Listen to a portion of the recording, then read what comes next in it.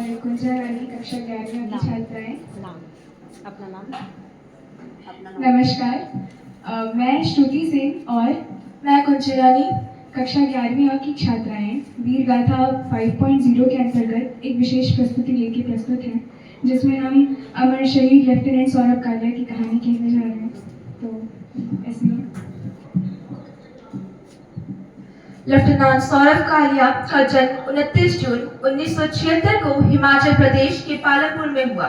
पिता श्री एन.के. कालिया भारतीय वैज्ञानिक थे और मां विजया देवी एक संस्कारी गृहिणी। बचपन से ही सौरभ गंभीर, अनुशासित और देशभक्त स्वभाव के थे। स्कूल के दिनों में ही उन्होंने लिखा था, माँ, मैं ऐसा कुछ करना चाहता हूँ कि देश मेरा नाम याद रखे। उनका सपना था भारतीय सेना की वर्दी पहनना। 1998 में उन्होंने Indian military academy IMA Dehradun से पास होकर सेना में कमीशन प्राप्त किया। वे 4th आर्ट रेजिमेंट में बतौर लेफ्टिनेंट शामिल हुए।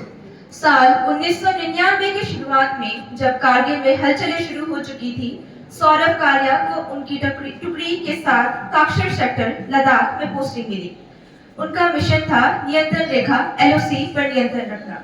15 मई 1999 को सौरभ कालिया और 5 जवान सिपाही अर्जुन राम, बनवारी लाल, भीखाराम, मोहन लाल और नरेश सिंह गश्त पर निकले। उन्होंने दुश्मन की घुसपैठी देखी और तुरंत रिपोर्ट करने की कोशिश की, लेकिन तब तक उन्हें घेर लिया गया। भारी गोलाबारी में वे पकड़े गए जिंदा। उन्हें उम्मीद थी कि शायद उन्हें युद्धबंदी प्रिजनर ऑफ वॉर के रूप में सम्मानपूर्वक रखा जाएगा, क्योंकि जिनेवा संधि के अनुसार ऐसा ही होना चाहिए था।